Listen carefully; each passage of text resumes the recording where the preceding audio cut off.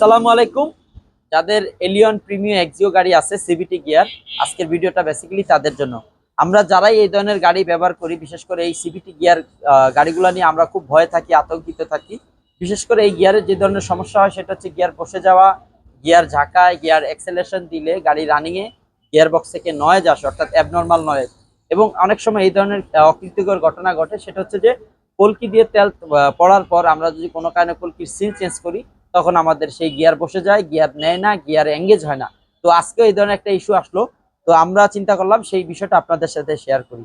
বিশেষ করে CVT gear বক্সগুলো বাংলাদেশে বেশ জনপ্রিয়তার সাথে ব্যবহৃত হচ্ছে, কিন্তু এই গিয়ার বক্সের বেশ কিছু প্রপার মেনটেনেন্স না করার কারণে এই গিয়ার বক্সগুলো বসে যায়, গিয়ার বক্স ড্যামেজ হয় এবং গিয়ারের উপরিক্ত বেশ কিছু জিনিস আমি যে মেনশন করলাম সেই ধরনের ত্রুটিগুলো ঘটে।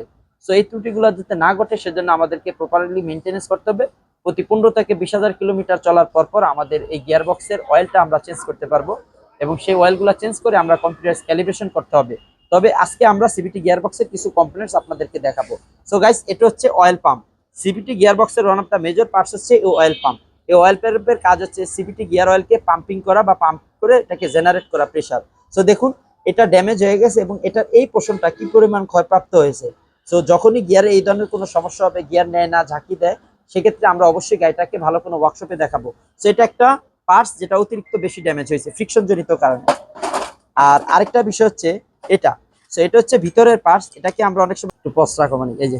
সো দেখুন, তো এটা এত পরিমাণ হিট হয়েছে, দেখুন এই সাইডটা পুরো বার্নিং হয়ে গেছে এবং এখানে অয়েলের প্রেসার খুব কম ছিল এবং এটা প্রপারলি রান করে নাই, দ্যাটস ওয়াই এটাও ড্যামেজ হয়েছে। এবং আরেকটা সেটা হচ্ছে এটাকে আমরা বলি টপ বাটি। দেখুন এটা অলরেডি ড্যামেজ, দেখুন নয়েজ, একটু সামনে দেখাও ক্লোজলি। সো দেখুন এটা নয়েজ, অর্থাৎ এটা ড্যামেজ হয়ে গেছে।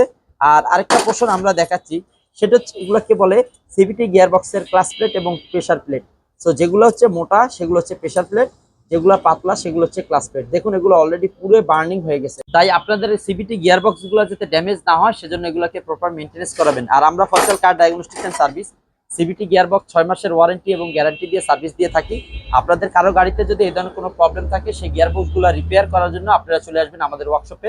নিচে আমাদের নাম্বার দেওয়া থাকবে, আপনারা সেক্ষেত্রে যোগাযোগ করে আমাদের সাথে চলে আসবেন। সবার গাড়ি ভালো থাকুক, ভালো চলুক সেই দোয়াই করি। আপনাদের যে কোনো সমস্যার সমাধানে সবসময় আপনারা পাবেন ফয়সাল কার ডায়াগনস্টিক্স এন্ড সার্ভিসকে। ধন্যবাদ সবাইকে। আসসালামু আলাইকুম।